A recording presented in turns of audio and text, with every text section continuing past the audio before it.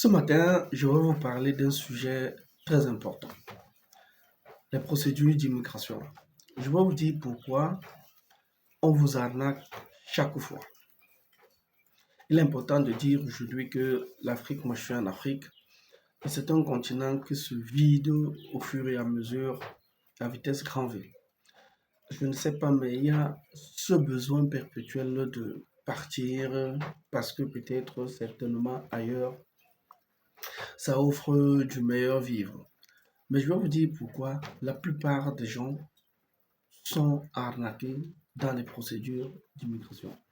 Si tu es nouveau sur cette chaîne, je t'invite à t'abonner et à cliquer sur la cloche de notification pour ne rien manquer de nos prochains contenus. Parce qu'ici, on te donne les informations, les bonnes informations pour te permettre de t'en sortir.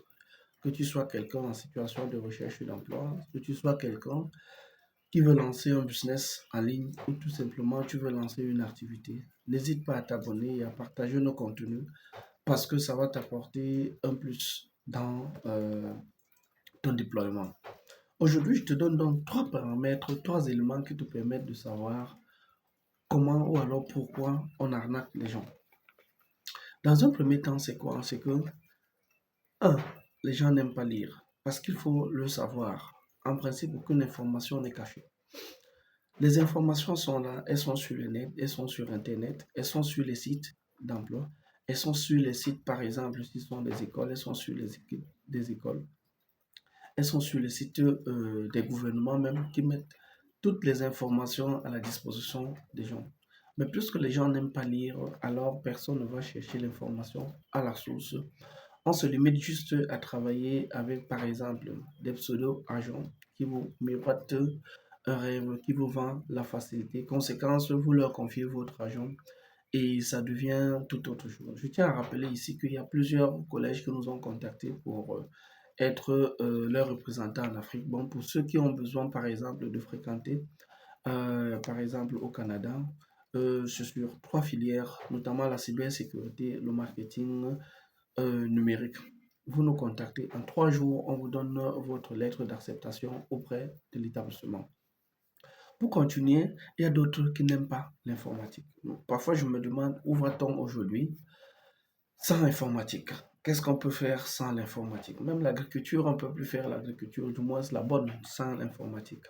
Qu'est-ce qu'on peut encore faire? Même l'industrie, on ne peut pas faire l'industrie sans l'informatique. Tout est informatisé aujourd'hui. Je dirais même que même les tradis praticiens africains aujourd'hui vont vous dire qu'ils ont besoin d'informatique pour mieux se déployer. Oui, pour mieux chercher leurs clients, ils en ont besoin. La preuve en est que les magiciens béninois aujourd'hui utilisent l'informatique pour se déployer. Donc, c'est parce que les gens ont refusé l'informatique. Donc, ils ne savent pas comment chercher l'information. Ils ne savent pas comment arriver jusqu'à la bonne source.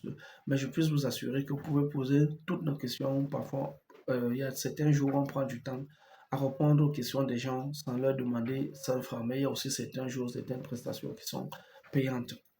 Mais également, le dernier élément, c'est, il faut se dire la vérité, c'est la paresse. La paresse, parce qu'on se dit que, par exemple, que c'est chronophage de chercher une information, c'est chronophage. Si on se dit, par exemple, vous fréquentez dans une université, peut-être en Europe, on se dit que c'est chronophage de chercher soi-même l'université. Peut-être ça fait un peu, il faudra qu'on cherche peut-être sur 100 universités, c'est chronophage. C'est parce qu'on est paresseux, parce qu'on se dit que peut-être l'autre est mieux habile à le faire. Moi, je veux vous dire, si vous avez besoin, par exemple, qu'on vous trouve une école, une université, écrivez-nous juste en commentaire en fonction de vos exigences, que ce soit dans la médecine, que ce soit dans la pharmacie, que ce soit dans l'industrie, que ce soit dans le management. On va se donner l'obligation de le faire à votre place parce que vous ne pouvez pas le faire. Mais vous allez nous payer pour cela. Si vous avez besoin de trouver une école au Canada, aux États-Unis, on va se donner l'obligation de le faire à votre place parce que vous ne pouvez pas le faire, parce que vous ne connaissez pas l'informatique. Vous ne savez pas comment discuter avec les gens, vous ne savez pas, par exemple, comment chercher l'information. Nous, on va le chercher à votre place et on va le faire à votre place. Alors, écrivez-nous en commentaire si vous avez besoin de lancer votre procédure d'immigration. Non, on se limite vraiment à 100% sur la recherche de l'école.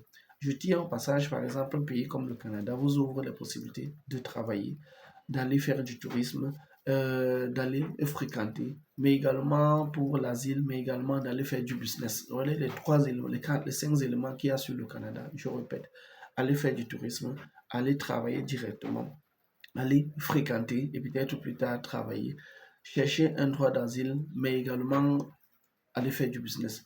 Donc voilà l'ensemble des opportunités que le Canada, par exemple, ouvre. Si vous êtes parmi des personnes qui ont besoin de cela, nous avons des agents sur le terrain qui peuvent vous aider, quelle qu'en soit la procédure. Nous avons des agents au Canada qui nous aident à poursuivre vos dossiers directement. Écrivez-nous juste en commentaire et on va se donner l'obligation de vous accompagner si vous ne pouvez pas le faire vous-même. Ciao, cliquez sur la cloche de notification, abonnez-vous pour ne rien manquer de nos prochaines capsules vidéo. Merci.